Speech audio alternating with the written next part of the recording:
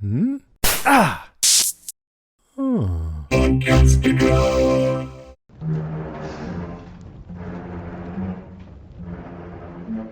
What are you? I'm not of what, Ben? I'm a who. You're the monster. Let's not resort to name calling.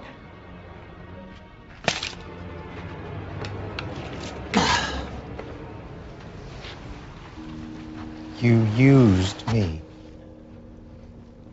You couldn't kill him yourself. So you made me do it. I didn't make you do anything.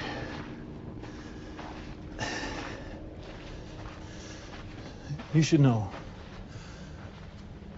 He was very confused when you killed him.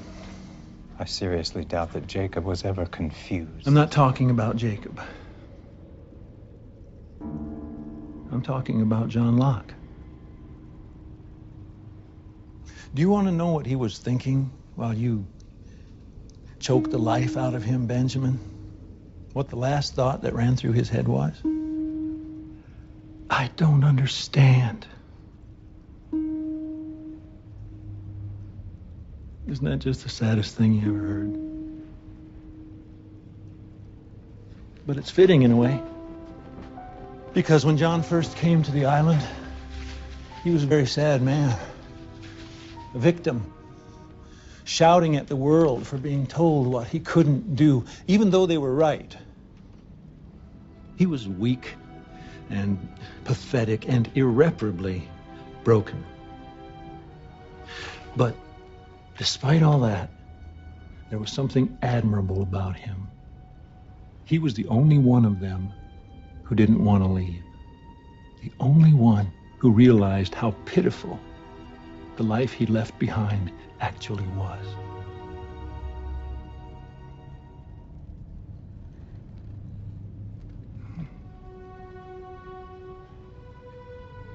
What do you want? Well, that's the great irony here, Ben, because I want the one thing that John Locke didn't. I want to go home.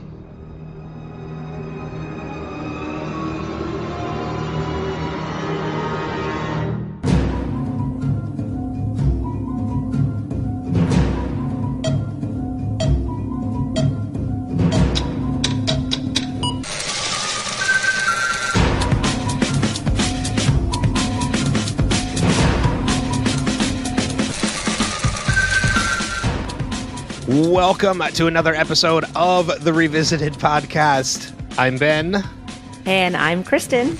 This week, we are covering Lost Season 6, Episode 1 and 2, LAX 1 and 2. I think it's technically LAX, meaning I think there's a space between the LA and the X. No. I think if you look at IMDb, it has a space in between the LA and the X. No.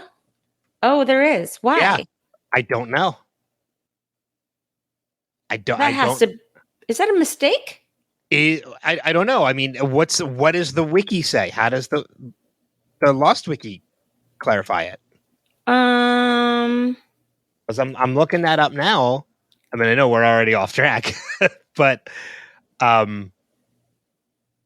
I don't know. Yeah. I didn't even notice that. I think there is a space between the LA and the X. No, there is. I just don't know why. So the Lost Wikipedia page. I'm on it. I just can't. Yeah, they have the space as well. They do. Okay, so as we're looking at this, because I'm just scrolling down to look at trivia. Let's see if there's anything that says trivia. I will say that I love this episode, and I'm going to talk when I know we're going to talk about it more. But one thing that I really love about this episode is that we got all of our original people. Yeah, a lot of familiar faces come back for this episode, and I love it. But it really centered also around our original core cast, with the exception of Miles. And Shannon. Well, yeah, but I mean, I'm just talking about on the island. Okay. Yeah, you're right. I mean, because we get Boone's return, we get Charlie's return, we have a quick cameo from Claire as well. Of course, Rose and Bernard are a significant part of the episode. I don't think love Rose and Bernard in this episode. But yeah, we get a number of them, and you're right, with the exception of Miles. It's pretty much the core cast. It's the original survivors. I mean, a couple missing, as I mentioned. Shannon is not there as well. Right. But we do have Desmond as well. Which I love seeing Desmond. And but honestly, it's just for me, just having because the cast has gotten so huge and so sprawling that you can really bring anybody in. But I really love the fact that to kick off the final season of this series, they decide we're going to hone in on our original characters, and we're going to make sure that we're setting the tone that this is our focus. Our focus is these characters. And you really felt that when they were entering the temple, and they had that note inside the what is it called? The Ankh. The Ankh, thank you. Yeah. I wanted to say scabbard, and I knew it was wrong. No, the scabbard is a sword. No, I know, but that's the only word that came to my brain. So I had a feeling with it being LA Space X, I kind of had an inkling as to what that particularly meant, and I did find it, and it's right along the lines of what I was thinking. It basically, the X being separate from LA is to refer to an alternate timeline. Very similar to how they do in the comic books about how, especially in DC, allow me to nerd out for a minute. There's Earth Prime, which is where we know all these superheroes. And then there's Earth X, which is kind of like an alternate Earth to where things are a little bit different than the main Earth that we know. So the X being separate from LA is basically an indication this is an alternate timeline, which we're led to believe, but by the end of this season, we're going to realize is actually not the case. Right, because LA, so we're saying LA is the real timeline and X is the island timeline? No. Basically? The LA that we're seeing is the alternate timeline. Got it. Okay. Yes. I thought you were saying something like reverse. So okay. Kind of like how Earth X is the alternate Earth, we are seeing LA X as in the alternate Los Angeles. Man, we jumped right into this, didn't we? Just from the title of the episode, we ended up jumping right into this. Well, what's great about this, about starting off the season this way, is that I love it that you did look this up just now, and we did talk about it, because what's cool is that just judging by the title and what the meaning of the title actually means is also a tone set, is setting the tone for the whole season to be nothing is what it seems. Yes.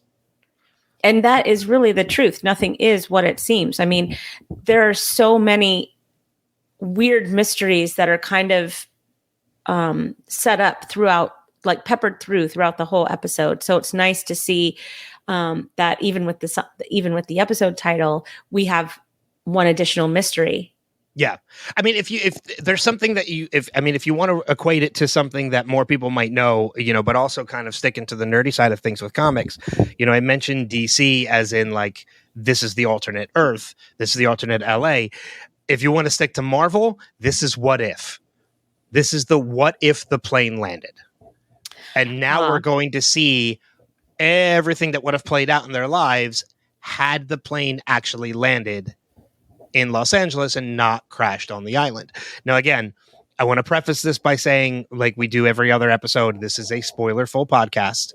This being a rewatch, we are going to talk about things that have already happened.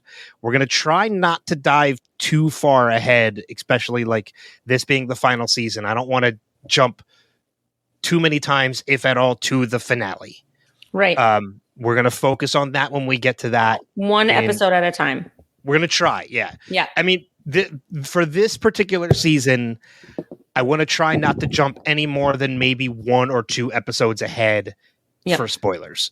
Right. And not just for spoilers, just for discussion's sake. Exactly, because there's a lot about this season I don't remember. Oh yeah, we're going to get into that too.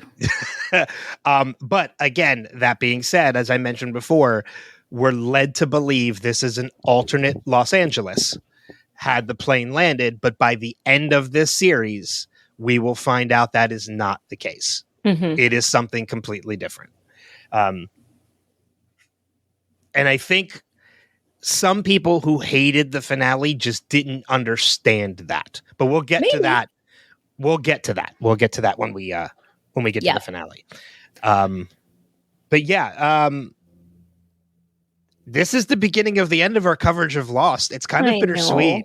Mm-hmm. I mean, we're going to continue podcasting. We're going to pick another series to go back to, and we're going to start this all over again with another show, which we haven't decided on yet. But as many episodes as we've done of this show, it's kind of bittersweet that this is we're starting into the fight. We have 18 episodes, which means we have 16 podcasts. Yeah. So 4 months. Yeah. We're going to be done by the end of summer. By the end of summer, we're going to be done covering the show. And again, it's kind of bittersweet, but it is what it is. We'll take another 2-year break somewhere in between. No problem. We'll make it last. Yeah. We should have been done with this like 2 years ago. But whatever. It's fine. No, it's all right. It's fine. We'd have been halfway through our next series. Yeah. Well, I just wanted to stick with Lost as much as possible. Yeah.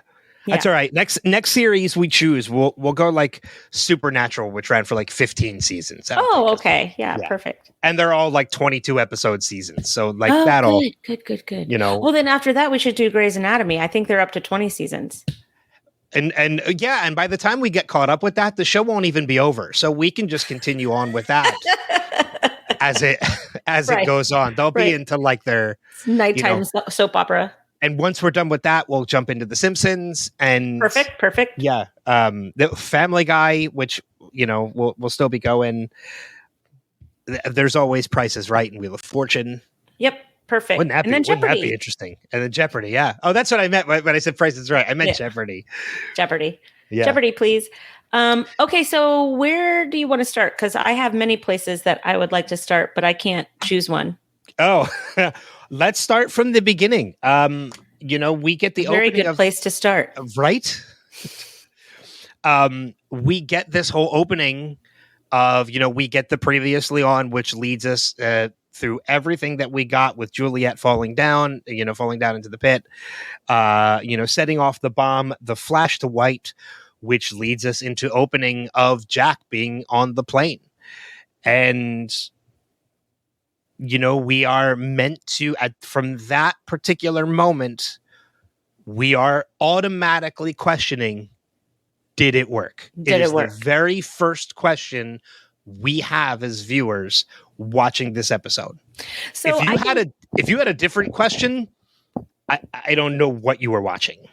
So I remember feeling angry that it would work just because I didn't want them to go back to the plane. I didn't want that to happen. And then I had those feelings all over again this time, and this time it wasn't like, oh, I don't know what's going to happen.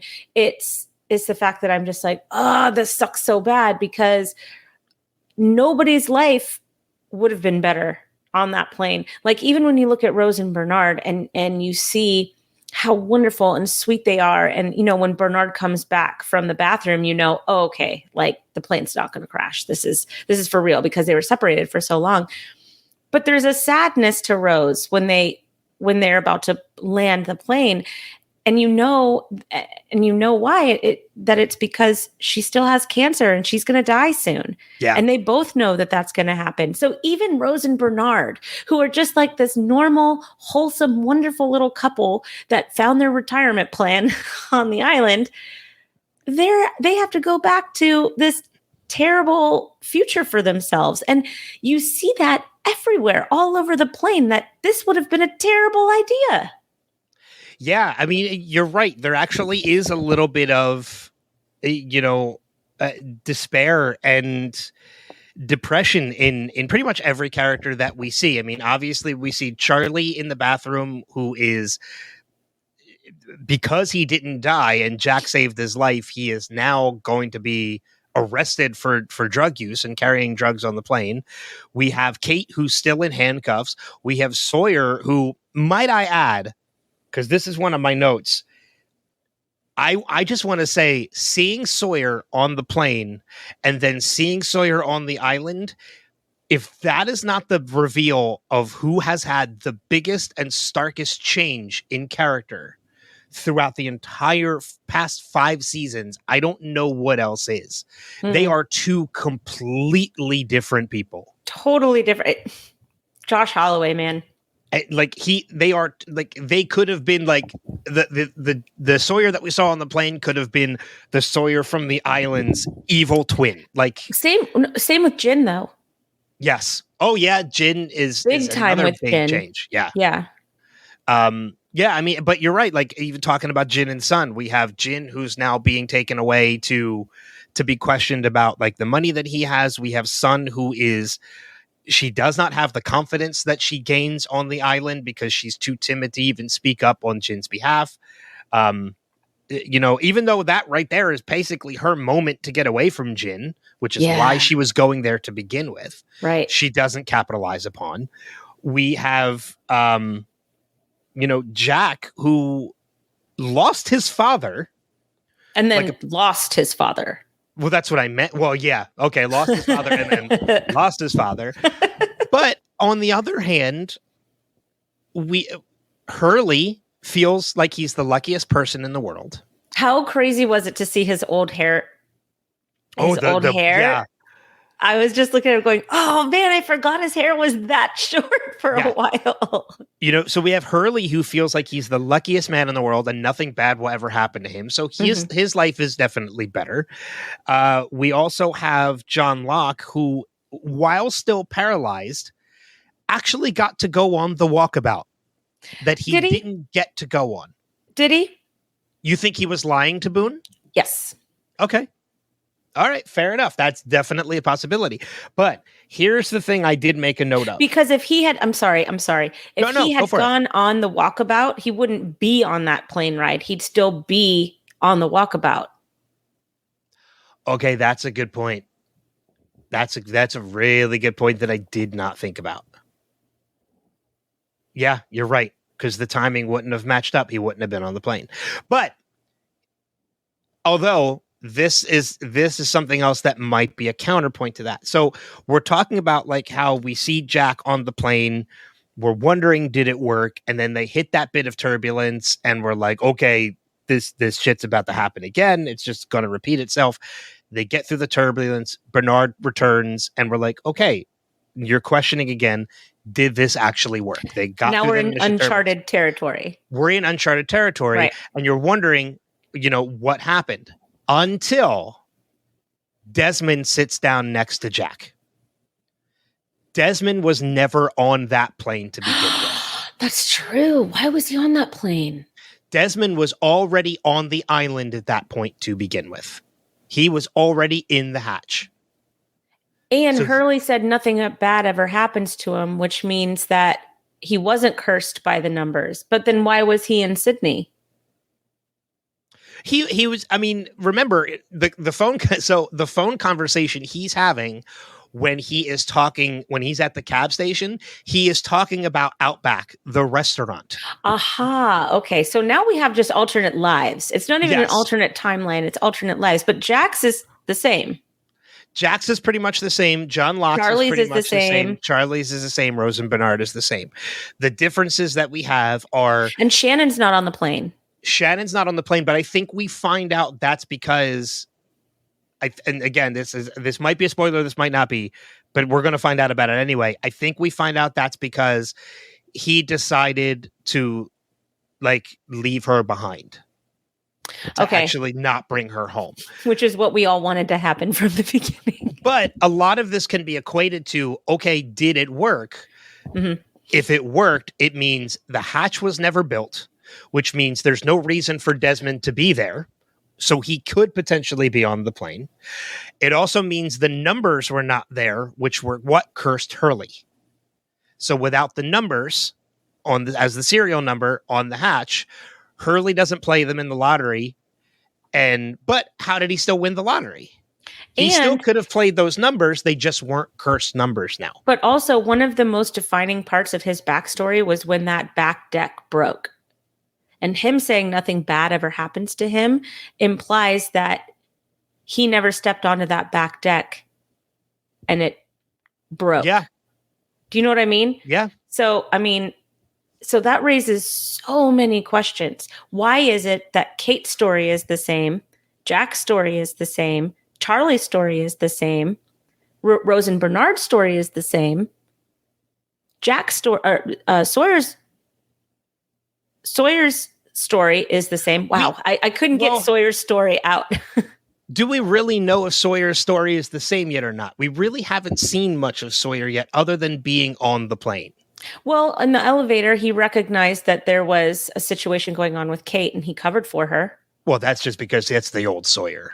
Right. No, but that's what I'm saying, is that we have the old Sawyer in as much information as they're willing to give us. True.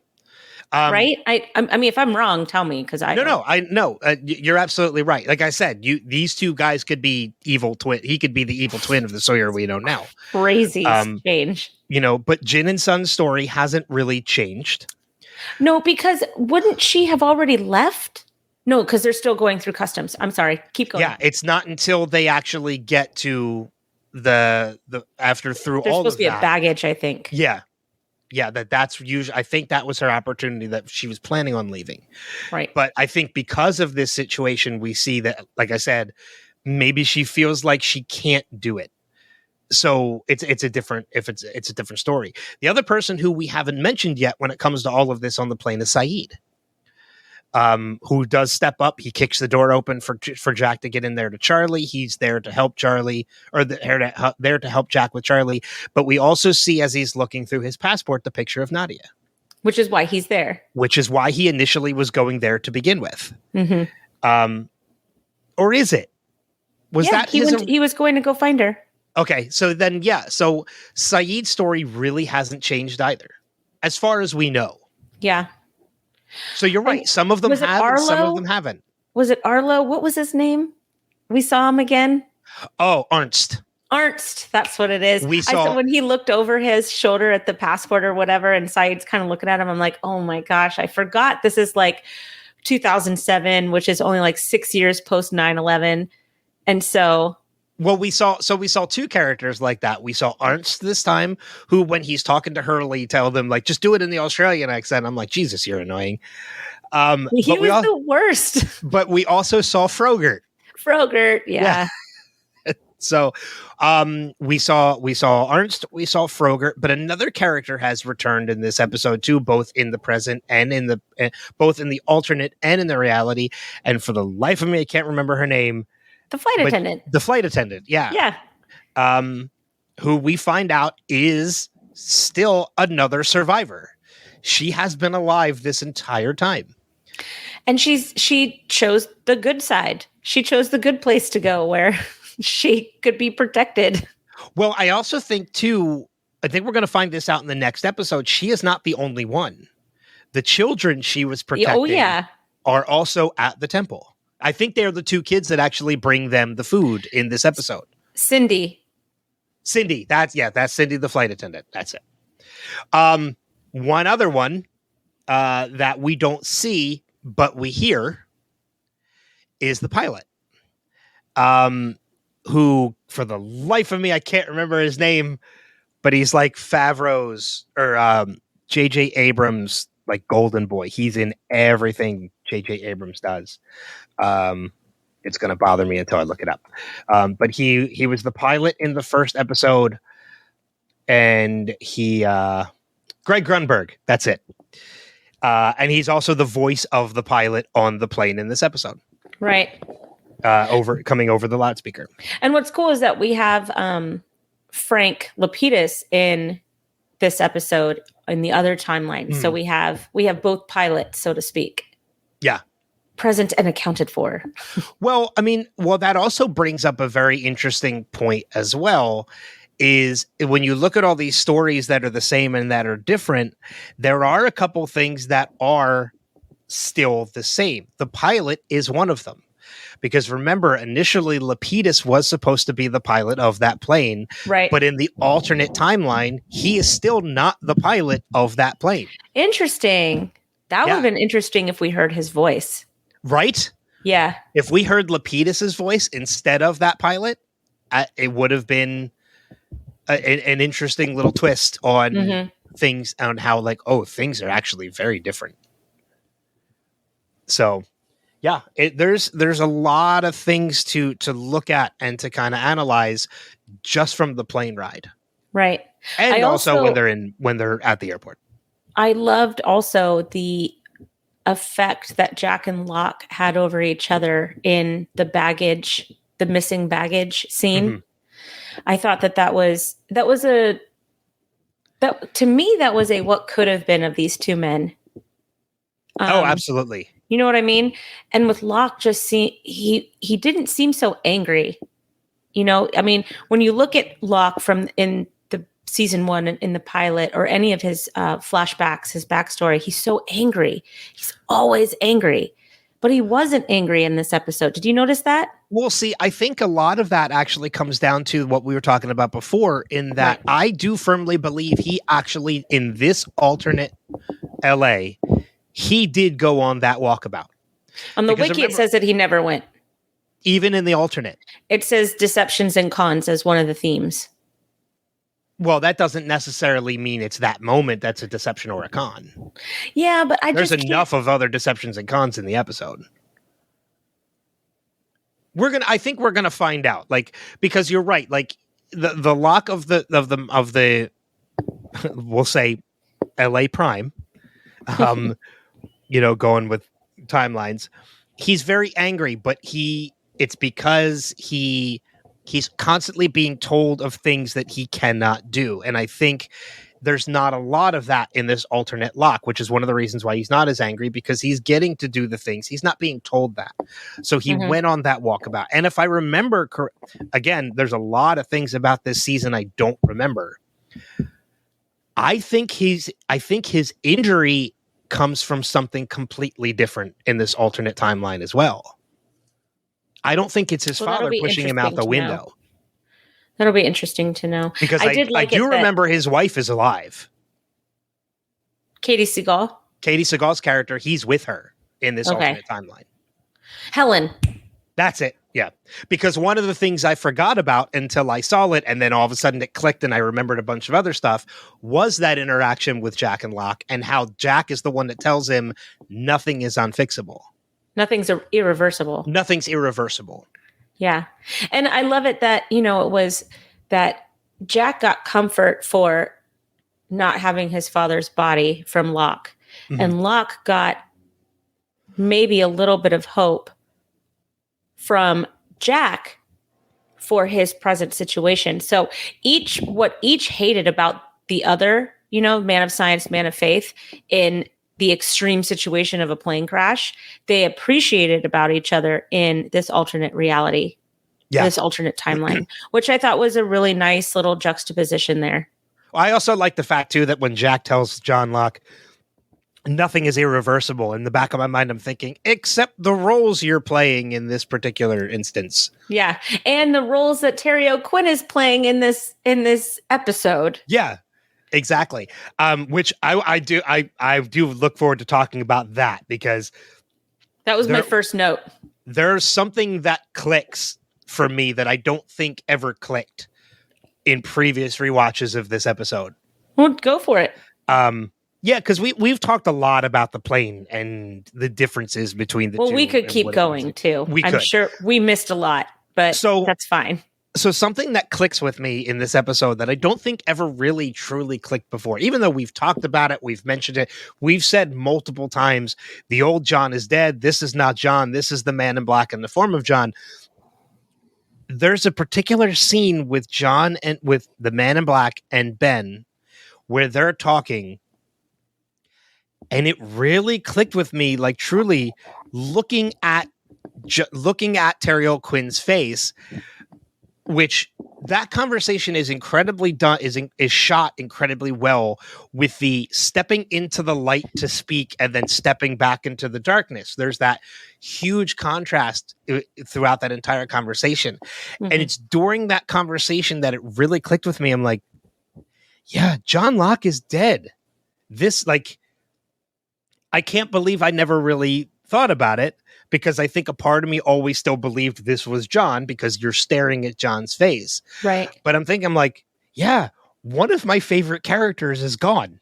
Mm-hmm. Like, it's, you don't really think about it that way because, again, you're still looking at their face. But I'm like, yeah, don't know why this never really truly clicked with me before, but John Locke is dead. Yeah. My favorite, one of my top 3 favorite characters of this show is gone. They have been written off the show. You know what it is? It's that confidence that the Man in Black has that John Locke never really had. John Locke continually questioned what he was doing and what his purpose was throughout his entire arc on this show. And when Locke is waiting in Jacob's little room there for Richard, right? He doesn't even care that he has all these guns on him. He doesn't care that it's not Richard. He doesn't care. Like, he's just like, yeah, okay. What do you got for me? I'm going to kill you all in just a minute. Just to let you know. And then even how he got out of not being able to kill Bram. You know, yeah. Bram puts the ashes around. He's like, "That's cute. That's adorable. Here, let me get you out of that real quick." Well, you know, he's had all this time to think about to stuff really like plan that. what he was going to do. Yeah, yeah. He's had contingencies. So knowing like Bram puts those ashes down, all right, fine. I'm just going to knock you out of the circle. Yeah, with this then rock. I'll kill you. Yeah, right. Because I can do the rock. It's like I can bring the house down on top of you. I don't need to step into that circle to beat you. Right. Right. Well, so I have a question for you, and it kind of gets away from Locke, but we can come right back to Locke. No, it's fine. It's fine. Okay. So with the Man in Black getting Jacob killed at pretty much the same time that the bomb was happening in 1977, and these two storylines finally converging, did the alternate reality flash sideways come from the bomb, or did it come from Jacob's death?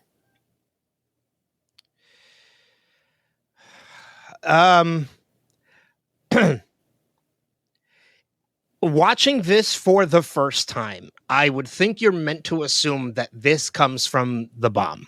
Mm-hmm. Because I never really equated Jacob's death to it. Even in rewatches, I never really equated it to it.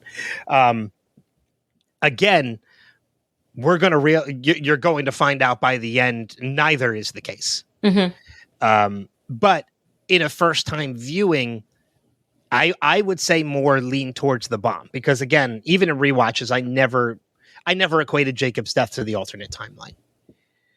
So I would say the bomb. But again, it's neither. The answer to that question is neither. Okay. The real answer to that question is neither. So that was my whole thing, was that, well, it could be that the bomb has nothing to do with what's going on right now. And that was kind of like my main thing, because Juliet said, and I want to save that for later, but I'm just going to touch on it. But Juliet was like, it didn't work. Well, I think you're even meant to believe from the writers that the bomb is what causes this alternate timeline, because one of the very first things we see in this episode as they're flying over, right before the opening credit, is that zoom down to the water, that look underwater, and the island is submerged. Right. So I think you're meant to believe that the bomb literally sunk this island. Okay. The bomb in 1977 sunk the island. The island no longer exists. So now, in the present day, when they're flying over it, there's no crashing, there's no nothing, because the island isn't even there. And if the island isn't there, then they're like, with this alternate timeline, you can go in so many different ways, because, you know, it would mean that Charles Widmore didn't make it out. Well, again, that goes back to the conversation we had in the finale about how selfish of a decision it was to set off that bomb. Right. Because it wasn't just sending them back to these lives that they had that were horrible. It was basically a mass murder of everybody who was still on that island. Right. All the others, Richard, Charles Whitmore, Eloise Hawking, anybody who was on that island was gone. Yeah. They were killing them all just to get back home. Right. To miserable lives. Right. And, and yes, you could say when we talked about that, like, you could question, like, well, maybe they found places to survive, like to shelter and everything. Well, now you're seeing, no, the island is underwater. It destroyed, It sunk the island. What we said, nobody survived. Jacob would not have even survived that. Right. But maybe because Jacob dies, and the island is now unprotected because Jacob dies, then the bomb is able to go off. See, now you threw a wrinkle into it that I didn't think about. Now you're going deeper down that rabbit hole. That's because my brain does that, and it makes me crazy, because then I have all these other offshoots of questions after a while, and it's not questions that I need answers. It's just like, I like the thought experiment of it all. So basically, by saying that, what you've done is you've taken the points that I made from point A to point B, but you put a little prologue before it of, well, point A couldn't have happened but point A happened because Jacob died. It's like, well, now I have to shift point A. So now you kind of threw a wrench into everything. It's like, okay, so the bomb was able to go off because Jacob was dead. But see, I still don't know if I buy that, because Jacob was dead in the present day. He was still alive. Yeah, but Jacob is everywhere at all times. Yeah, maybe. I don't know. Yes, I don't know if I believe that. I don't know if I buy into the whole, like, he exists in every point in time kind of thing. I think time is linear. I think time is linear for them as well. So I think there is a Jacob in 1977 and there is a Jacob in 2005. But Jacob is still alive in 77, but he's dead in 2005. 2006. I don't know whatever year it is. No, actually 2007. It would be... No, I think no, 2008 at that point. No, because it's 3 years later. So it was 2007. So it's 2010. Wasn't it 2005 when they crashed? Why am I saying 2007 this whole time then? Yeah, it would be 2008. You're right. It'd be 2008. I thought it was 2005 when they crashed. Yeah, it was. No, you're right. I'm just dumb. I'm simple. Don't worry. So it'd be 2008 when Jacob is killed. This is going to be how season 6 goes, by the way. Yeah. it's just disorganized thought. it's going to be interesting. So yeah, I mean, so to go on to your point, I think we're meant to believe that the bomb is what sets this off.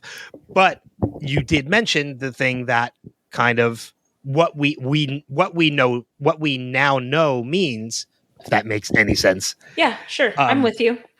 When Juliet says it worked, it didn't. She is seeing something completely different. She is seeing something completely different. Because it's kind of, it happens in one of the, God, now we're switching to this, and this, I got choked up again this episode because of all of this. Because they show us the recap of Juliet dying, and we're like, oh, thanks for making us relive that. Now let's get on to the episode. Then she's still alive, and we're like, oh, there's hope. And then she dies again. It's like, way to rip out our hearts. And yes. But okay, I will say Sawyer and Juliet getting to say goodbye to each other was a beautiful thing. Was the most beautiful thing in seasons. Yes. Yeah, I agree. I absolutely agree. I mean, it was raw. It was sincere. It felt like we were intruding on a very personal moment. And I will even dare to say it was needed for Sawyer's sake and for Jack's sake. For Jack's life. Because had Sawyer not had the chance to say goodbye to Juliet, there was no caging that beast. Well, Jack was a dead man.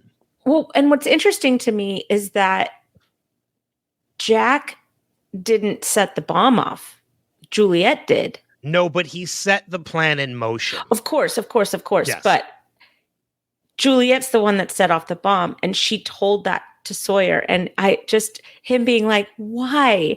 And then listening to her answer, just being like, because I wanted you to be able to leave. I wanted you to have this experience. And it's just, their love was so selfless. Yeah. On both sides, which is why their relationship was just so perfect, because they truly loved each other, like no strings attached, no love triangles, no questioning about it. That was true love in its rawest form. And you saw that in the way that they said goodbye to each other. And it just was beautiful. Yeah. Amazing. Yeah. And there's something said in that has a key significance that's going to come back later. At the time you're listening to that conversation, you're kind of thinking, well, okay, like this is a dying woman saying things. She's not completely in her right mind. She's saying some stuff that's crazy. And I think Sawyer even accepts that as well. But there's something that she says that's going to come back later. And that is, we should get coffee sometime. We can go Dutch. That will come back. Yeah. Because thank God she didn't tell him she was pregnant. I know. I thought about that too, because I didn't even really think about that until you brought that up the last episode that we were talking about. That never even crossed my mind that she was pregnant. I'm like, just don't. And then like when Miles is reading the grave, I'm like, don't. Like if he said I hear voice says, not voice. You know what I mean? Like I would just be like, no. So do you think he knew from talking to Juliet, or do you think Juliet kept that to herself too? I don't know. Yeah, I don't know. But since we're on this whole scene with them in the hatch after just having returned, I'm going to play this because I honestly don't think we're going to get many more times to play. Jack just sucks. Yeah. We're not going to get many more opportunities to play it because this is the first stage of a new Jack. Yeah, well, no, I put Jack hits rock bottom. He's reached it. This is the episode. Literally. Yeah. He is in a pit. He has literally hit rock bottom. All of his decisions have been terrible. He is guilt-stricken. He can see from Sawyer's grief, knowing that it didn't work. He killed 2 of his friends in this episode. I mean, one of them came back to life, but he did kill 2 of his friends in this episode. Or responsible. Yeah. Right. That's what I mean. Yeah. He's responsible for Juliet. He's responsible for Saeed. There are things that, are happening that he thought he was going to change. He is incredibly guilt-ridden at this point, and it's going to change him. It's going to change him for the better. Good. This is a whole new Jack that we're going to see. And I'm looking forward to it. Me too, because after 5 seasons of Jack Shepherd dickhead, I'm really excited for 1 season of Jack Shepherd not so much a dickhead. Just the way you said that, Jack Shepherd dickhead, it almost seemed like that was the way he was giving a business card. Jack Shepherd dickhead.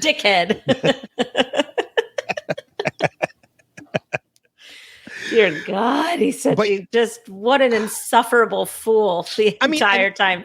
And not the entire time. He has definitely had his moments where he has come around and he's done things that have been decent and such. But now this is finally the point where this is going to be a different Jack, and it's a Jack for the better. He is going to step up. He's going to question more things, but also go along with more things and share responsibilities. Like, this is a whole new Jack, and I'm really, I know for a fact that happens. I don't remember every detail, so I'm looking forward to seeing all these different new things about Jack. Well, and you see that the beginning of that when Hurley tells Jack, "You have to trust me," and he says, "Yeah, okay, let's go." Yeah, this is Hurley's plan. Old Jack never would have done that. No, not it. Old Jack would have said, "Hurley, sit down." Yeah, he would have tried to save Saeed himself right then and there. Mm-hmm. And even if it meant Saeed's life. And you're right. When Hurley says, like, we need to get him to the temple. And Jack's like, all right. Not only is he saying, okay, he basically, in so many words, says, lead the way. Yeah. Well, and I mean, even when they're like, we have to go down this hole, Jack's like, all right, we're going down the hole. Oh, yep. we have to crawl around this huge pit. Okay. I got the gurney. Let's do this. Yep. And not only that, but when they finally get Saeed to the temple and they're allowed in, which we'll talk a little bit more about too, when they're allowed in and they take Saeed to the spring, he doesn't question that at all either. This is literally a hot spring that they're going to submerge Saeed in. Doesn't question it at all. If this is what it takes. The spring looks like blood. Well, he even, what's his name? I don't know the character's name, but he even says to the other one, the water's not clear. Right. Something has tainted that water. Yeah. But whatever it is, still worked. Yeah, it was called Jacob's death. Oh, yeah, because I don't think they know yet at that point that Jacob is dead. No, that was a great moment, too. Hurley hasn't told him yet. I love the temple so much. Yeah. There's there's a ton. I don't think we're there for very long. Or maybe I'm wrong about that. We're there for a good amount of time. Are we? Oh, yeah. Okay. And I can't think of the actor's name. I got to look it up now. But the leader of the temple who does not like the taste of English on his tongue. God, I love it. What the hell is his name? I'm looking at him now. I'm looking for it now.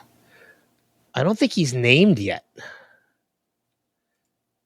I like how John, the other guy, his second in command is called Lennon.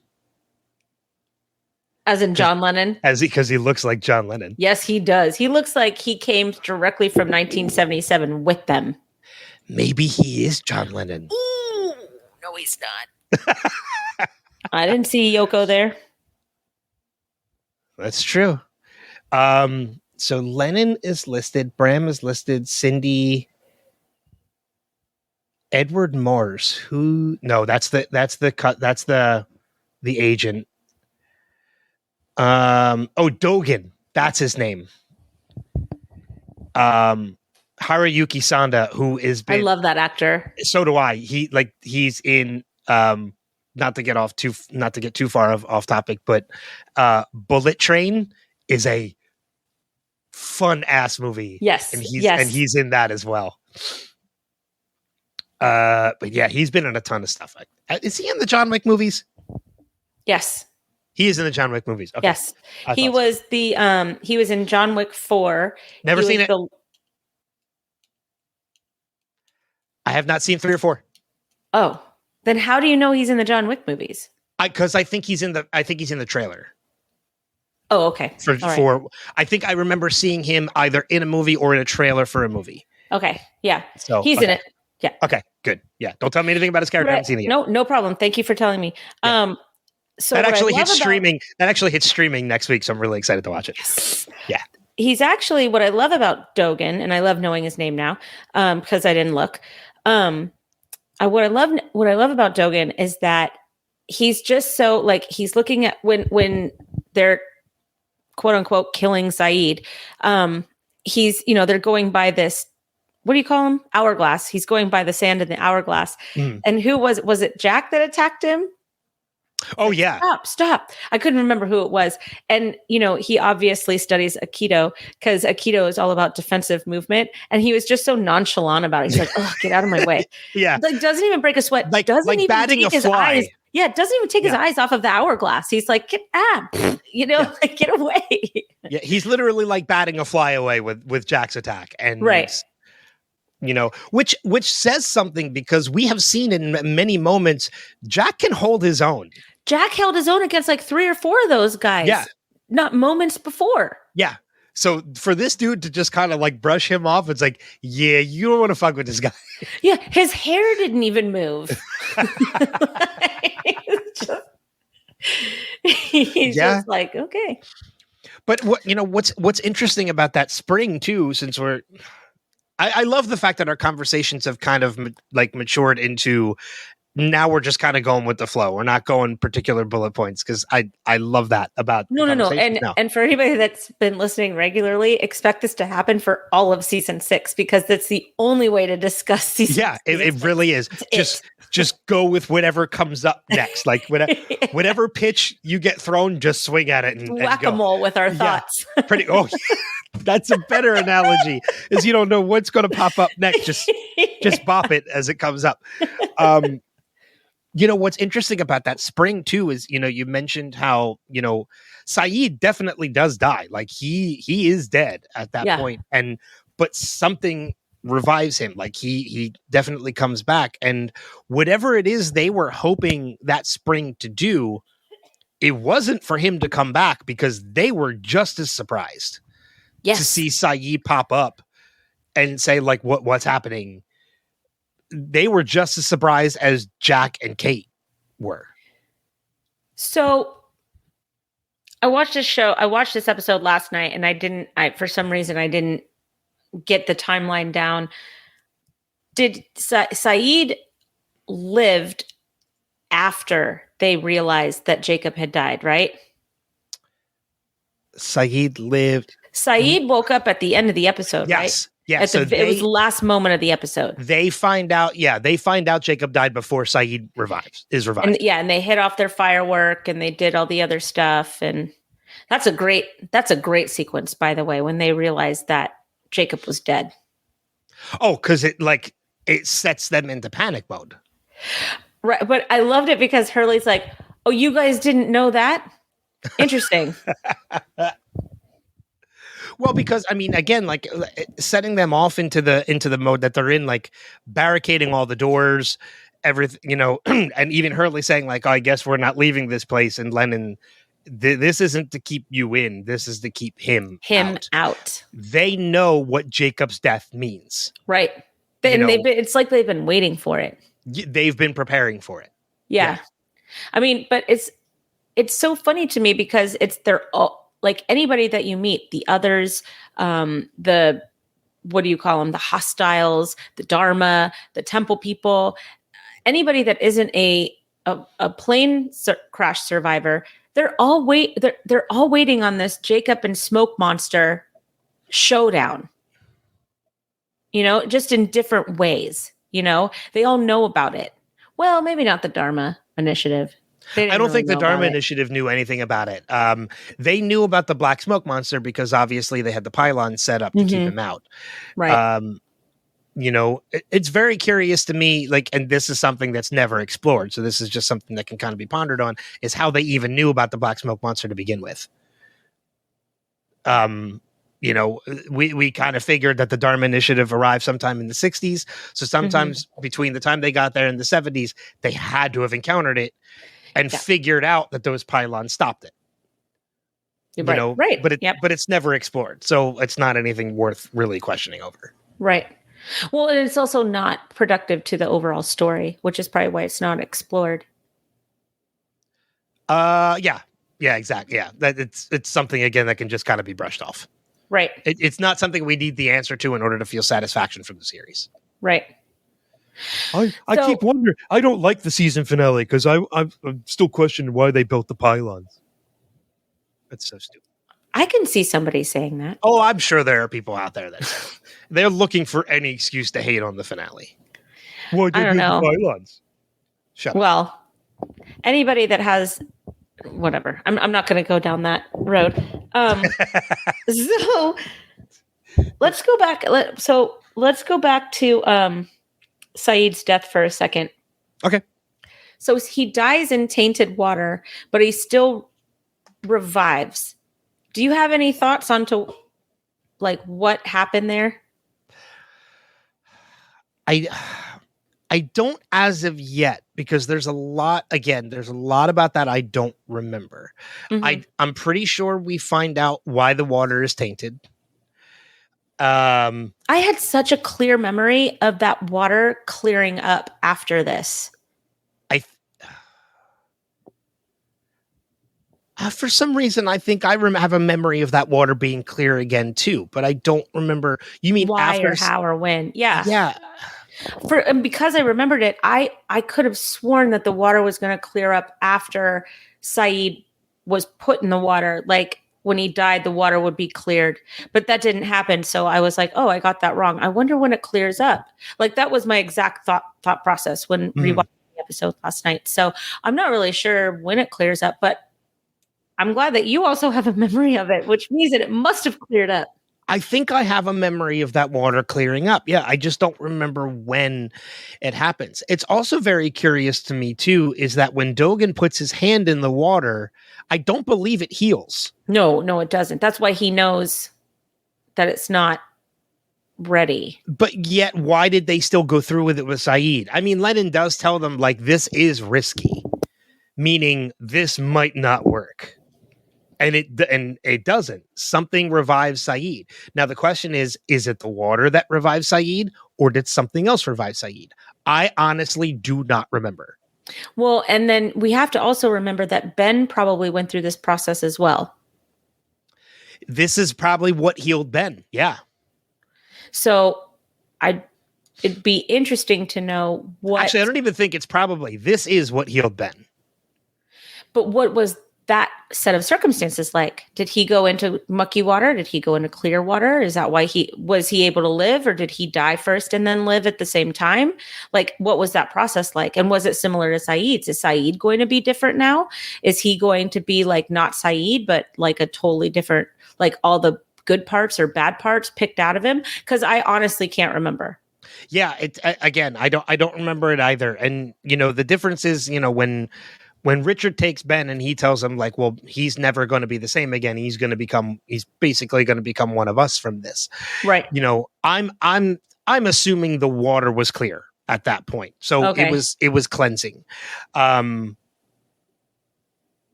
So what is the difference then between him and Saeed? And I also find it very interesting now that I think more about it in the dynamic of what saved or potentially saved Saeed was needed to save someone who Saeed tried to murder. These two characters. So what saved the person? Okay, let me say it in a different way so it's easier to understand, because it was a little muddled the way I said it before. What saved the person that Saeed tried to murder now was needed to save himself. Oh, interesting. Oh, I do like so what saved Ben, who Saeed tried to murder, is what also saved Saeed. So maybe, and again, I could be completely wrong on this because I'm speaking from not having a memory of this.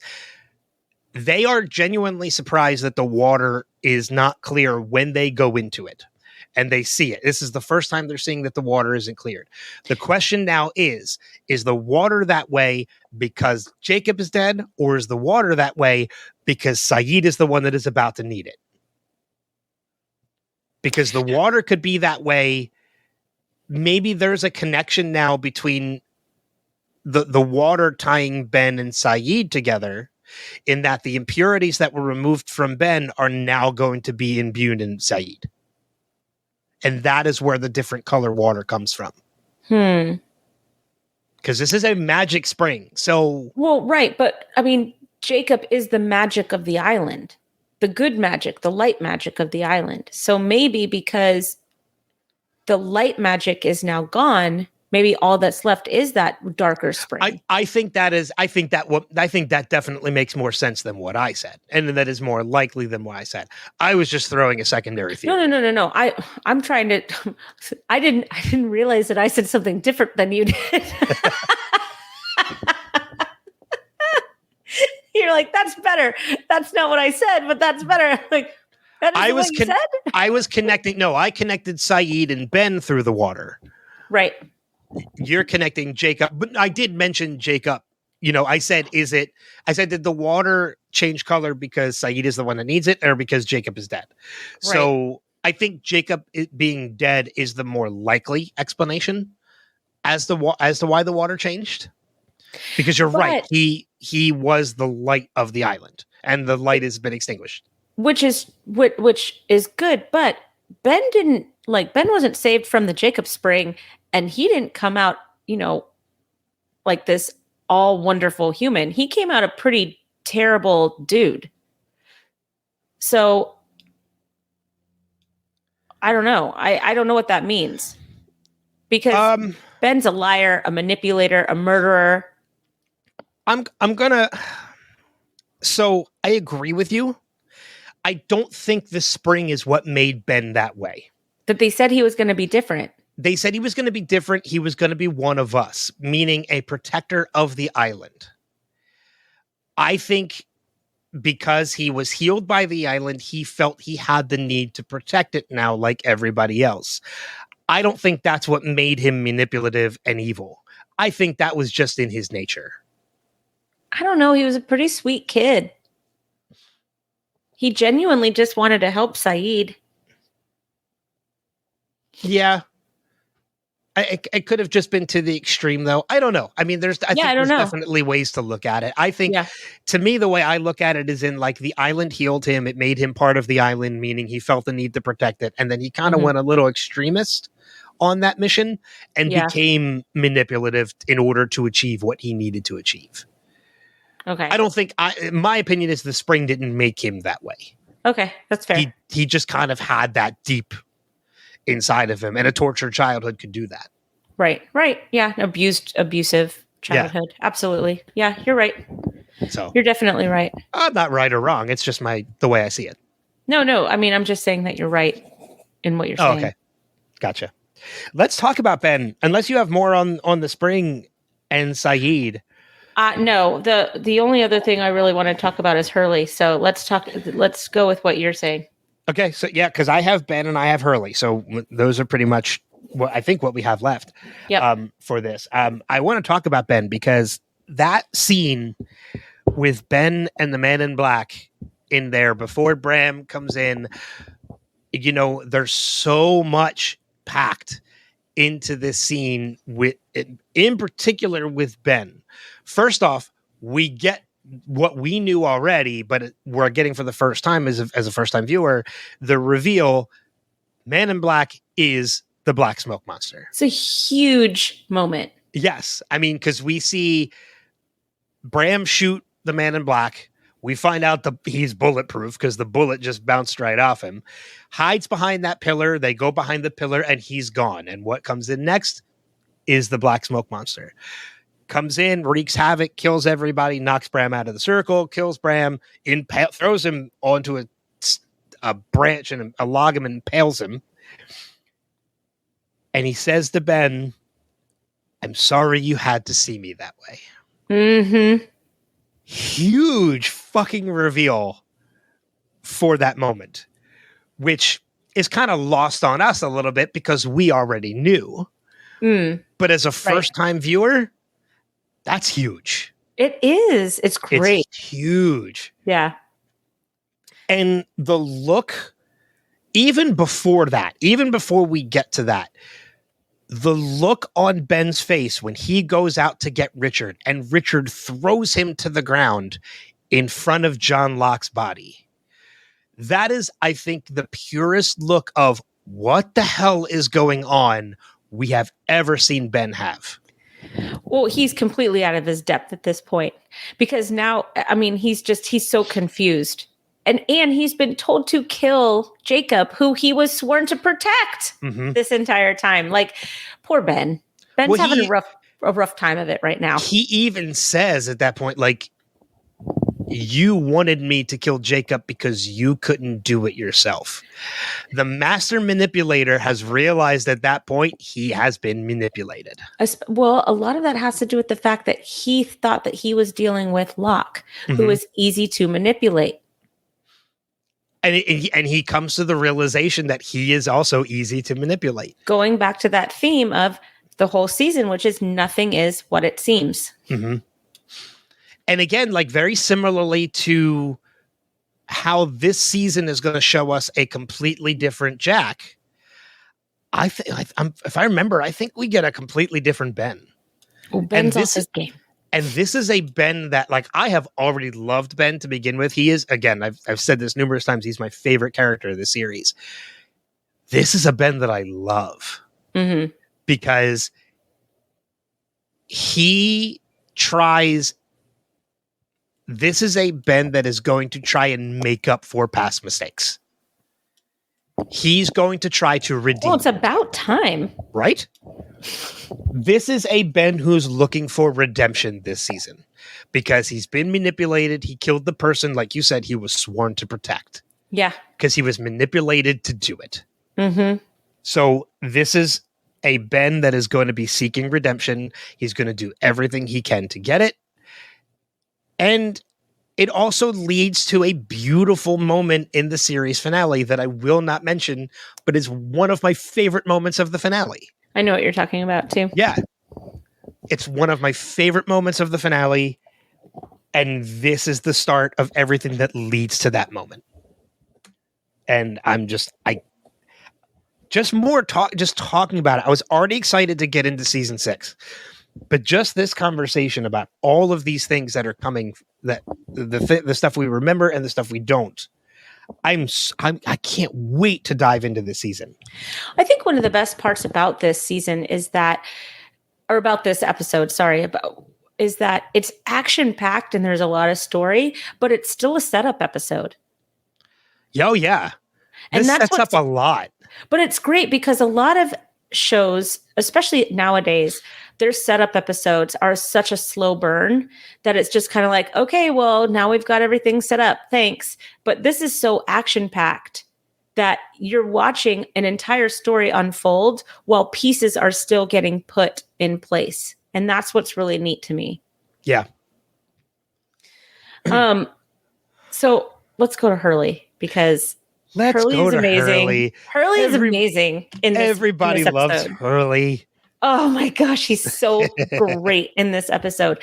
And like, he's fine in the alternate plane reality, but Hurley is really going to shine on the island. And it starts in this episode in such a big way.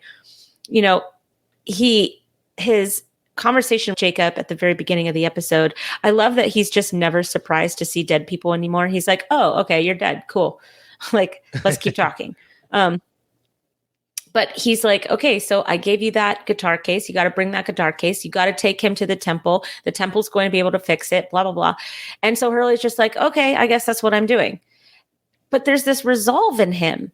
There's this resolve that he knows what he's supposed to do. And I think that the biggest part of that is when Jin comes up, he goes, if I told you that we needed to go to the place with the French people and blah, blah, blah, blah, blah, would you know what I'm talking about? And Jin's like, yeah. He's like, all right, let's do this. Like, that's all the confirmation that he needed.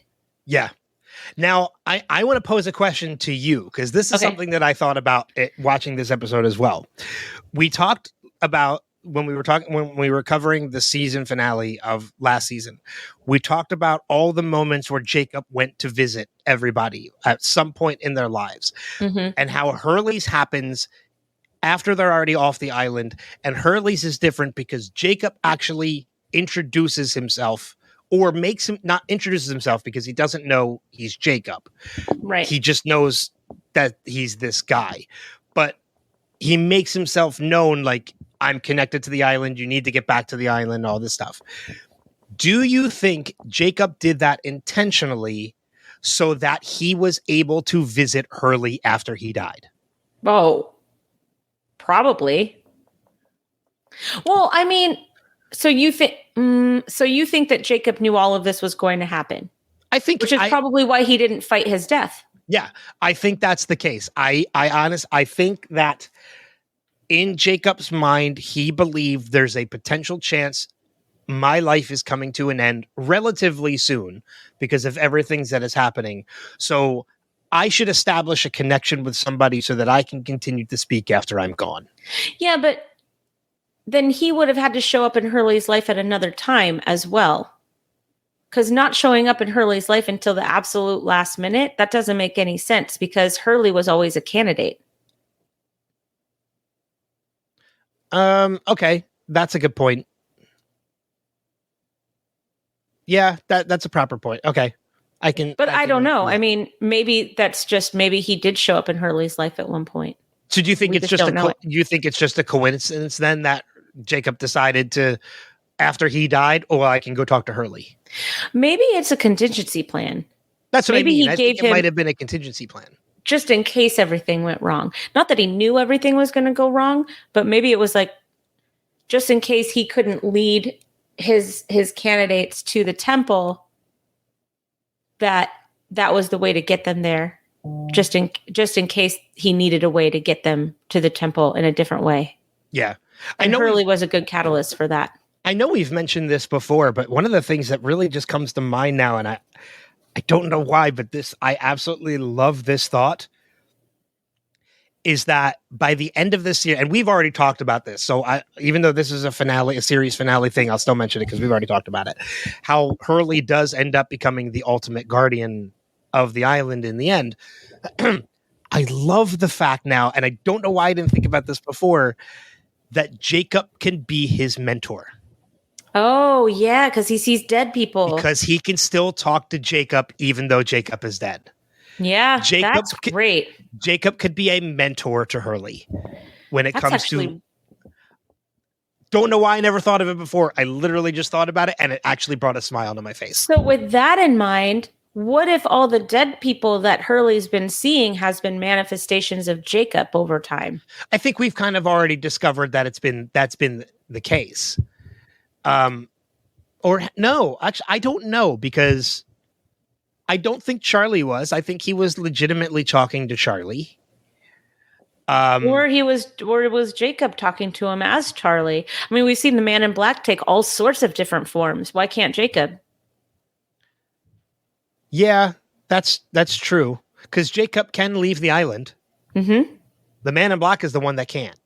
Right, but he's taken on different forms of different people on the island. And going back again real quick, too, we also get that reveal of that's the master plan of the Man in Black when he says, I want to go home. Mm-hmm. He's doing this so he can leave the island. Mm-hmm. So, but anyway, back to what we were talking about. So, I don't know if it was ever revealed that Charlie was Jacob and Ana Lucia was Jacob, and it's just an idea. I don't know. Yeah, I see the potential in it. Yeah, it would be cool if that was actually the intention. I really enjoy seeing Hurley's confidence grow throughout this episode. They were about to get shot, and he stops everybody. He goes, Jacob sent us. And then they're like, well, what are your names? And everybody's like, do we do it? Do we do it? And Hugo Hurley doesn't hesitate. Pause. He doesn't. Yep. He goes, Hugo Reyes. And he just looks at everybody else like, go. Like, this is the part where you speak now. Like, you just yes. You see this totally different man that is now kind of in charge of this side of the people. You know, the group is starting to defer to him. I mean, it was his plan to go to the temple, but like, he had what got them through. He had the Ankh, which had the paper. He led them to the temple. He knew where to go. Like, all of these things have now lined up. And I think that as things line up and keep happening the way that Hurley sees that they're supposed to be happening, that he's getting more confidence in what Jacob told him to do, and that he's not crazy. He's actually informed. Mm-hmm. And you see that really take shape when Dogen and Lennon are talking to him, and they, first of all, they totally believe him when he says Jacob is dead. And second of all, he and Hurley, when he says it, he seems to like kind of relish in the fact that he knows information that Dogen and Lennon don't. You're right. I didn't even really think about that. Is that they don't even question Hurley when he says that Jacob is dead. At all. They don't question him. You're right. They don't question him at all. And I think it's because he had the Ankh. Oh, it's absolutely because he had the Ankh. He had the Ankh and his name was on the list. And he said that Jacob talked to me and told me that he died. And they didn't even question that. Yeah, they didn't. Yeah. I have a firm belief that there's a part of me that believes they already know he's the true guardian of the island. Oh, maybe. Yeah. I mean, he's had all the key elements so far to keep them alive. Yeah. Yeah. Jack's in the fetal position on the corner, just, crying about his woes. Oh man. Yeah, there's a lot in that, and I'm really looking forward to seeing. And one of the other things too I want to make mention of real quick too is that, you say that Hurley is, he's much more confident, and I absolutely agree with you. He is more confident. But one of the cool things that I think I kind of realized too is watching when we see the alternate Hurley, the businessman Hurley. It takes a lot of confidence to be a businessman. To run a business and to be out there doing those things. Like, you have to have confidence in yourself. You have to have confidence in the workers that work for you, in the people that you partner with and such. So that is also in essence a very confident Hurley, which makes me believe the difference between someone like Sawyer, whose personality changes and he becomes a completely different person, with Hurley, that confidence was always there. It just needed to come out. Right. Hurley has needed always to stop being kicked when he was down. Yes. Hurley has always had the ability to be a confident person. He just needed to get it out. Right. That's the difference between him and anybody else who has changed, is they have all changed to be completely different people. Hurley is the same person. He's just coming out now. It was all hidden. Yes, exactly. Which I think even adds more credence to the fact of him being the guardian. Right. I agree. He's not a different person. Yeah. He's the same. Hurley has never changed. Yeah. Meaning, Hurley as a person has never changed. He's the same Hurley. He's just, all these inner strengths have now just revealed themselves. Whereas everybody else has developed new characteristics. Yeah. Yeah, I agree with that. I definitely agree with that. Man, I'm excited for the rest of the season. I actually wanted to watch ahead to last night. I did. I watched it right before we started recording, and I was like, oh, I want to see what happens next, because I don't remember a lot of it. That's why I didn't watch it. That's probably why I need to not watch it the morning of when we do this, or I need to continue watching it the morning of, just because then I'm like, oh, I'm out of time. I can't watch the next one. And then, that feeling goes away because you move away from the television, Yeah, so, exactly. But last night, like, Dave was playing Tears of the Kingdom for the new Zelda game. And so I was just in my room and I'm like, well, I have the time. I could do it if I wanted. And I think that's a good, I don't really have much else. No, I'm good. We talked about the guitar case, Saeed in the spring. We mentioned Claire. We get a quick glimpse of her in the cab with Kate at the end of the episode. Claire, who's all but almost been forgotten at this point. She's finally back this season, which we're going to see a lot more of her this season. I have two quick things. One of them is very quick, and then the other one is I'm curious what your thoughts on it are. Okay. So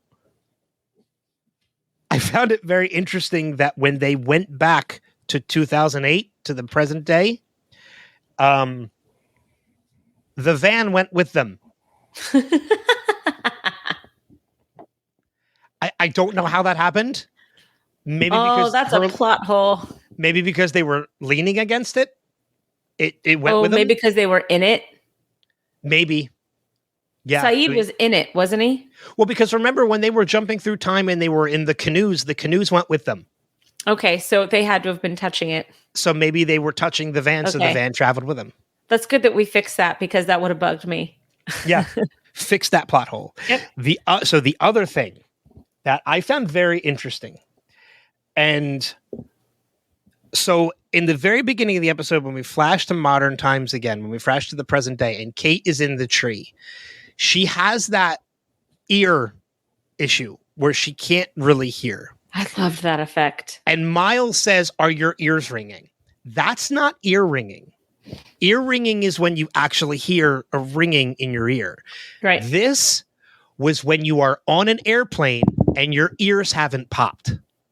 Or a big explosion happens. When a big explosion happens, you can't hear for a while. See, I know that too, but it made me think like, oh, is there a connection to them being in the present day and the alternate them where Kate is on a plane?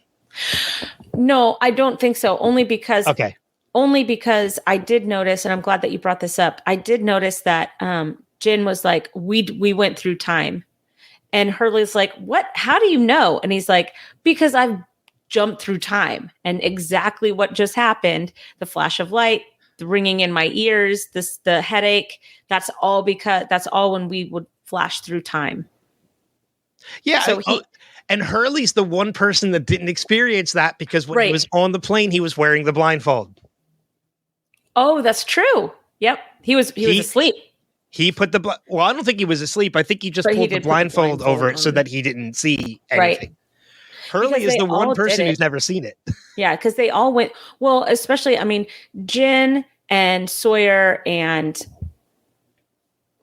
Miles. It was Jin, Sawyer, Miles, and I think that's it of that group were the ones that were literally hopping through time. Well, Juliet. Yeah, but Juliet was having her own problems in that moment.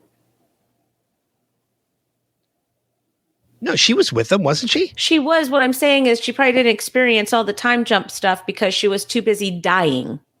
Oh, I'm talking about the previous time when they were all constantly jumping through time. Yeah. But I'm talking about this time is that they experienced the jump through time because now they've been brought to the present. So that's how Jin knows that they've jumped through time without looking at the hatch. Okay. Because everybody else was looking at the hatch and they're like, oh my gosh, that's the hatch after we. Yeah. But Jin knew just from the experience that's what it was. Right. Yeah. And so Hurley and Hurley wouldn't have known because again, he's never seen it. Right. And that was a cool way of just kind of explaining without explaining what had just happened. Okay. All right. I don't know. I dug too deep then in connecting that with ear popping on an airplane. Because they want you to dig that deep. And sometimes things are just face value. What's funny is that I dug that deep and made that connection, even though I already know there's no freaking connection. Because it's fun to do. It's but fun I to still talk did about. it. Yeah, but I still did it. All right. Yeah, I think that's everything I have on my notes. Me too. Which leads us into feedback, which we do have a couple things. Of course, we have an email from our buddy Des and a voicemail from our friend Steve. What do you want to start with? Voicemail or email? Voicemail. Voicemail? Well, that's fucking mental. All right. This voicemail comes from our friend Steve Brown. Hello, Ben and Kristin. This is Steve, and this is going to be for Lost Season 6, Episode 1, LAX Part 1. Oh, watching that previously on just got me. Wait, I forgot. How or why is Desmond on the plane? So the bomb exploded and the island sunk into the water, right? This is like trauma. Why are they making us watch this over and over again? Okay, I'm going to take it on faith, Ben. You said that the alternate timeline, it's not an alternate timeline, it's something else. So we'll find out what it is. But now we're back in present day with the group that blew up the hatch originally. Sawyer just said LAX, the title of the episode. Mic drop. Oh, it's Ernst. Oh, Jacob, alive. That's right. Jen and Son were not in a good place at the beginning of Season 1. Pulling your leg. Now I get it. Well, that's rather abrupt. Just throw Ben down next to the dead body of John Locke. You know, I freely admit I probably have only watched Season 6 once since I watched it, when it aired. So I don't remember anything. Well, I get it.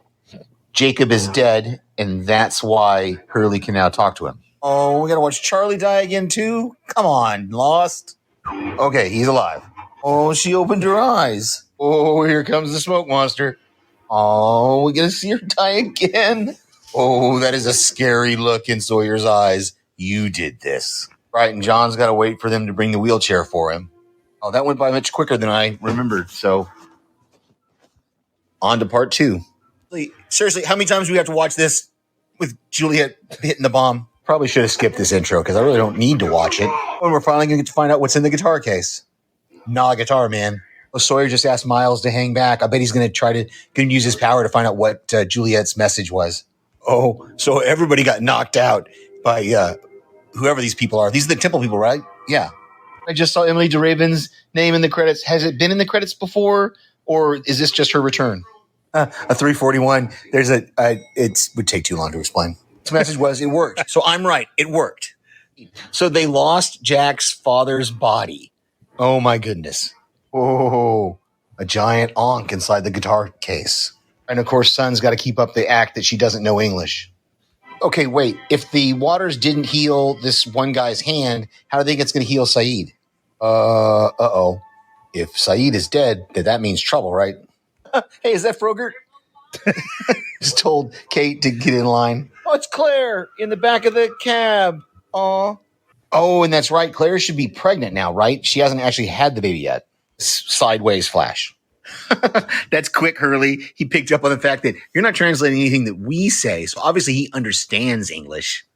Oh, now we see the importance of Jacob's death, right? Because now the smoke monster can attack them in their temple when Jacob was protecting them. Ooh, smoke monster just called him Benjamin. Oh, I don't resort to name calling. I won't call him smoke monster anymore. But Man in Black, smoke monster. Have we had anyone call Ben Benjamin in this series? And where would be home for the Man in Black? That's what he just said, that, John, that he want what John didn't. He wants to go home. Oh, Jack's on a flip phone. That's right, because the premiere was 2000 what? Which of your bags did they lose, John? The one with all the knives in him? Oh, it was the bunch in the suitcase of knives. Ooh, throat punch from John Locke, not John Locke, in quotations, to Richard Alpert. Whooshk. So Saeed is alive or something. Oh, wait, I got to stop it before it goes to the next one. No. It's not going to work. Anyway, talk to you later. Thank you, Steve. You know what? With him saying that, Christian's body not being there and Locke's knives not being there, those were very island-specific things.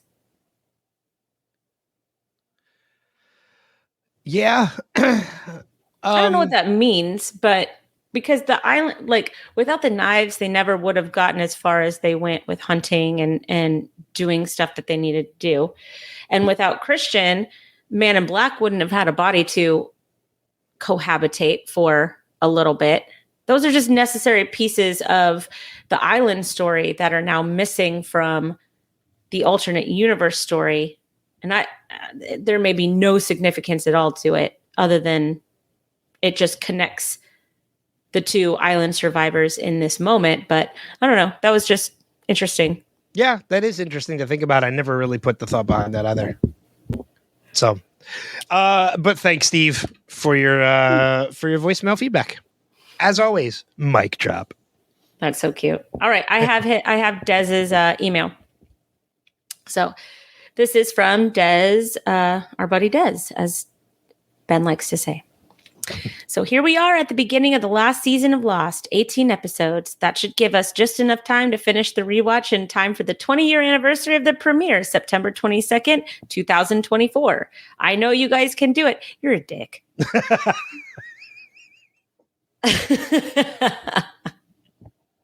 Anyway.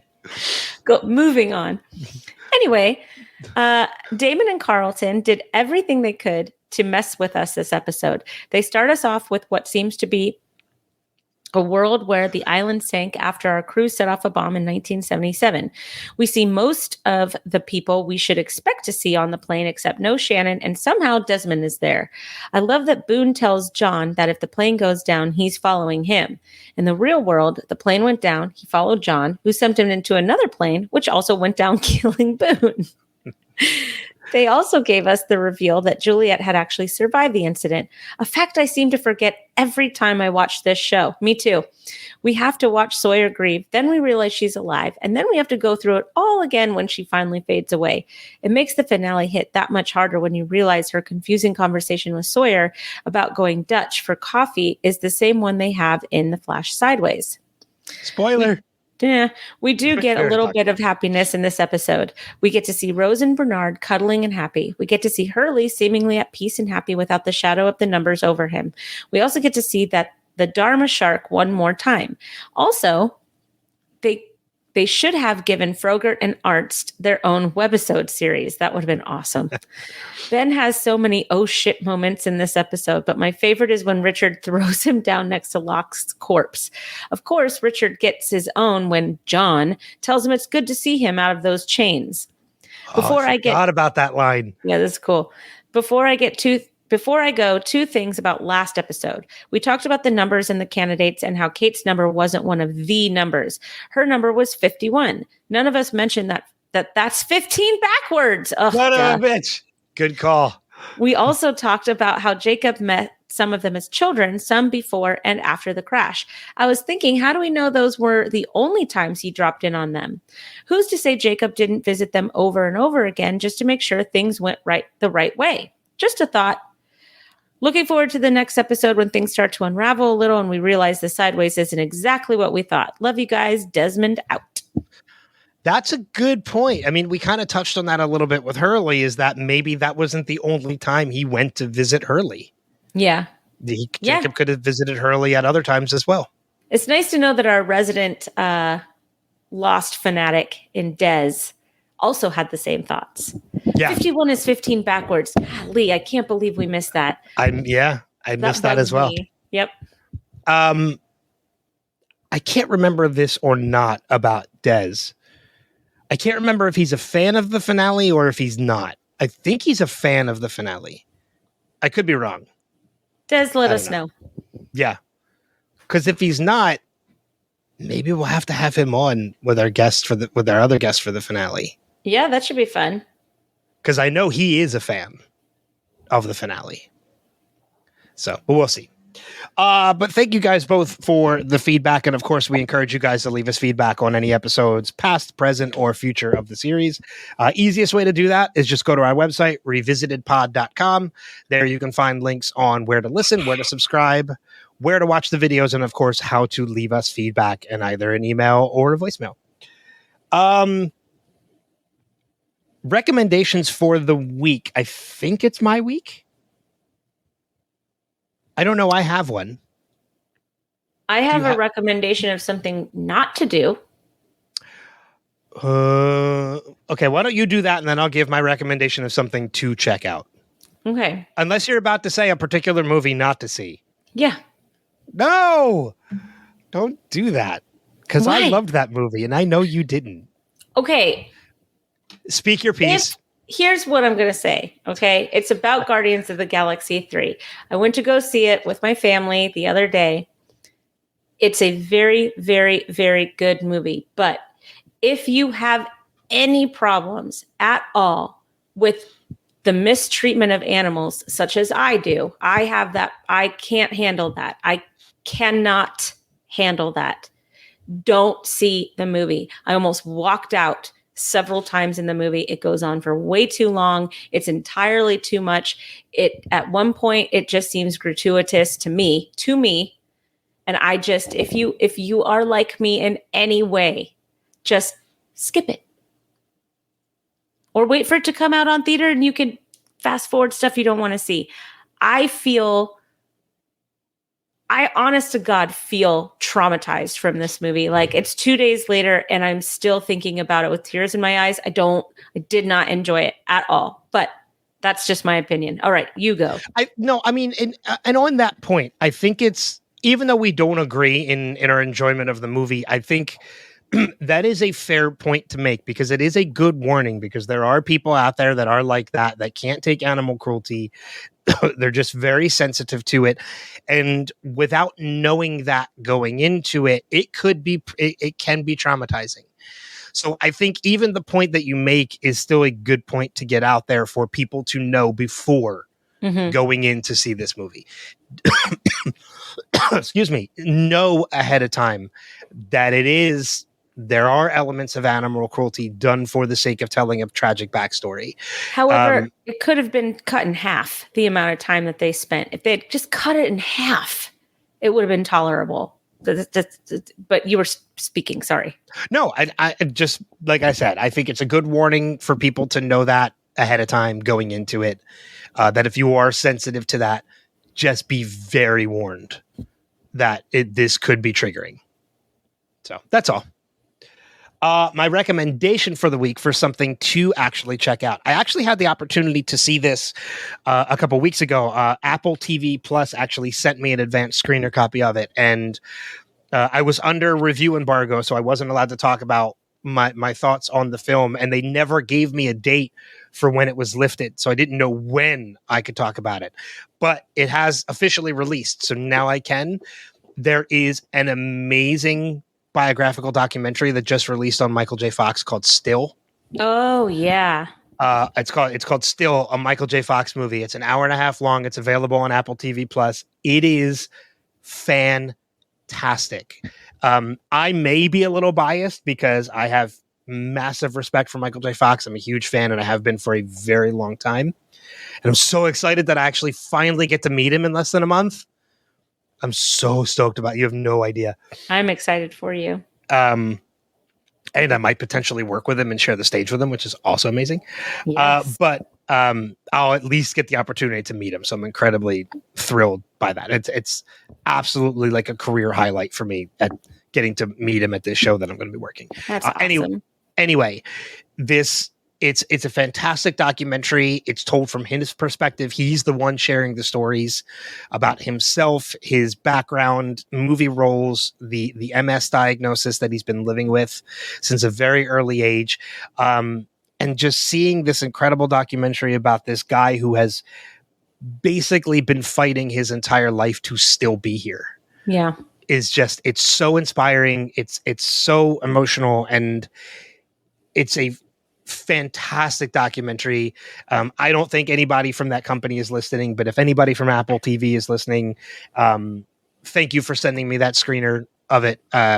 I wrote and requested it from them, and they were happy to oblige and send me that screener. So I've been sitting on this recommendation for a couple weeks, but now that it's officially out, I can recommend it. It's called awesome. Still, a Michael J. Fox movie, available on Apple TV Plus, and I highly recommend it.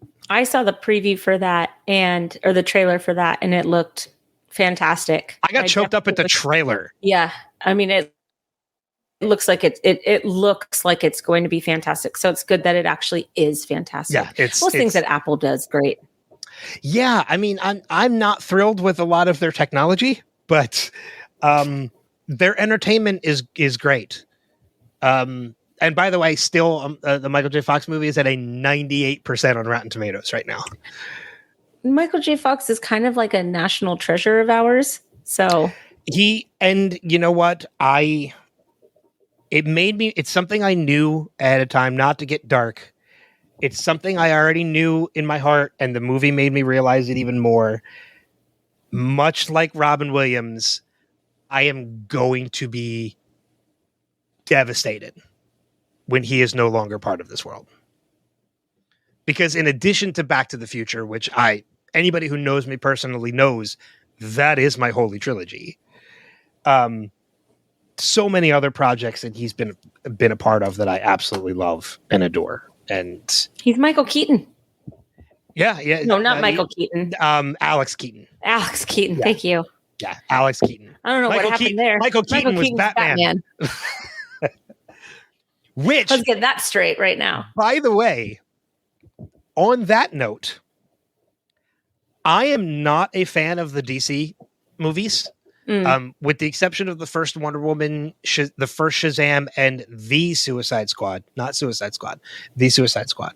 Well, and the Christopher Nolan Batman movies. Well, I'm talking about the current DC run. Oh, okay. Yeah, the current DC run.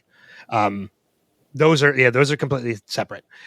So, Batman v Superman, Man of Steel. Like, I am not crazy about those movies. Everything I have heard about The Flash, which releases next month, the advanced word is that it is almost easily one of the greatest superhero movies ever made. Okay, but here's the problem. They didn't recast The Flash.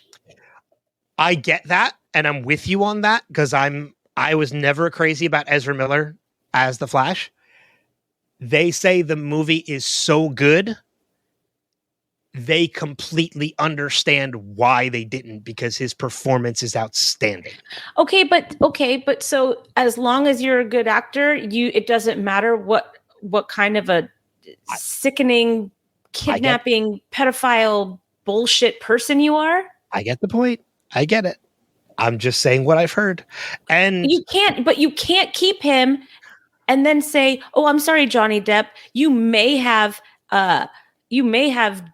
done something to your wife. So before a trial, we're going to completely erase you from Fantastic Beasts and ditch you from being Jack Sparrow ever again and just ruin your reputation." I can forgive removing him from Fantastic Beasts just because I'm not a fan of those movies.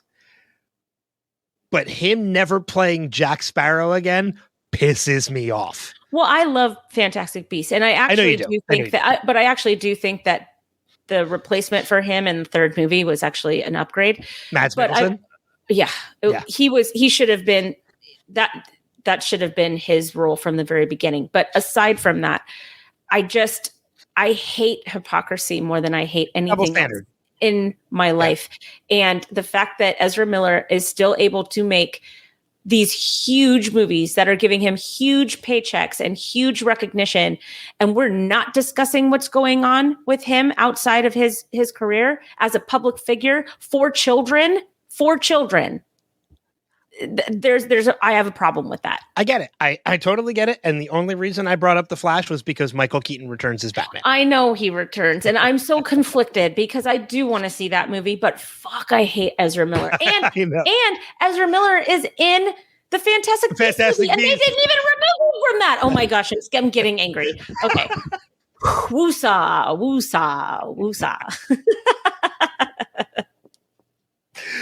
Oh man.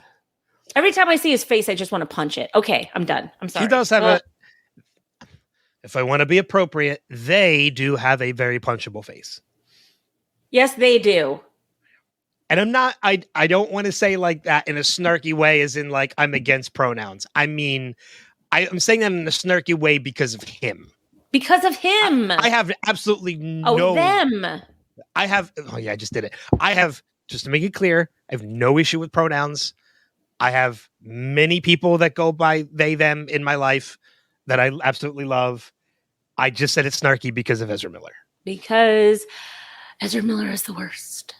Ezra Miller is up there for me with like Tom Cruise, and anybody who knows me knows how I feel about that. So anyways, listen, yay for you with Still, yay Still, yes. Boo Guardians, boo Ezra Miller. And I think that's a wrap. And yay, Fast X. And I did start playing Hogwarts Legacy, and I'm obsessed with the game. In fact, I have never played a video game before, like other than Animal Crossing, which really, to me, like after playing Hogwarts Legacy and seeing like what games really are, like that's just kind of like a fun little thing that you do on the side. I've never played an actual video game before. This is my first time ever. And I am so obsessed like with the whole world and the expanding and the quests and learning how to do spells and learning how to do potions and putting it all together. And like, I can see now for the first time in my 42 years of living, why people play video games. Right? And I'm obsessed with this game. Obsessed. I am 43 years old. And I can tell you right now, there will never be a part of my life I will not be a gamer. I will be 80 years old. I will still put a controller in my hand and play games. Good. You'll be smart. You'll still be firing those synapses, you know? I will play games as long as my hands can hold a controller. I just never realized how amazing it could be. When you're done with that, it's going to take you a while because Hogwarts Legacy is a very big game. Well, and I'm also playing it very slowly because there's 4 people in my family that all have new games. Adam's playing Stray, Dave's playing Zelda, I'm playing Hogwarts. Well, all 4 of us are playing Hogwarts. It's a race to the television on most days. When you're done with Hogwarts, now that you're getting into gaming, Star Wars Jedi Survivor is your next game. No, it is. Yeah. It is. Oh, I'm telling I know you well enough to know you will love that game. Stepping into the role of Cal Kestis in Star Wars Jedi Survivor is amazing. I'm into it. Let's do it. I'm excited. I found my retirement plan. It involves being indoors. I can't wait. And gaming. I'll tell you what, if there's like some sort of a heat death of the universe or something like that, and like we all have to stay inside for the rest of our lives, I'm good. I'm fine. We're good. We're fine. Yep. Just tell me that there's Wi-Fi and we'll be fine. I'll throw on my thermal radiation suit to go out and get groceries. It's fine. And come home and game. Yeah. For the rest of it. And we have to figure out how to teleport to each other. Yeah. Or just move closer to each other. You could always come here. What's what I mean? It's we'll just me, so it's easier. It's easier for me to move than it is for you to uproot the whole family. Yeah, so I like that we're contemplating. I'll apocalypse game plans. I'll live in the camper. We'll just create some kind of tunnel system to get me from the front door to the front door of your house, like an ET tunnel. Yeah, that's what I mean. Yeah. Perfect. No, not underground, just like a expandable tunnel so that I can just walk. No, like ET, like they did in ET when it was like all the tunnels and stuff at the Yeah, that's what I mean. Yep. Just connect it from the front door of the camper to the side door of the house and we have a straight shot too. Side door of the kitchen to the camper. Man, this went off the rails. Yeah, that's okay. If you're still listening, it just means that you love us. Exactly. Yeah. Next episode, which will be next week, is what Kate does, which is not what Kate did. What Kate does, which is a Flash Sideways Kate episode. This is the episode. This is the Kate episode that I love. I know what's coming up, and I love this episode so much. I don't remember what this episode is, and then I won't tell you. Okay, good. You can just go right into it. I know exactly what's coming, and I'm excited. I know Claire is back. This episode. That's all I remember about the episode. Gosh, I love Lost. Okay, let's sign off. Yeah, let's do that. Thank you as always for being a part of this podcast family. Thank you for listening, for watching, however it is you take this in. Thank you for leaving feedback. Again, Revisited Pod is the website. Go and check it out. But until next time, we'll see you guys further on down the rabbit hole. Take care. Bye. Namaste.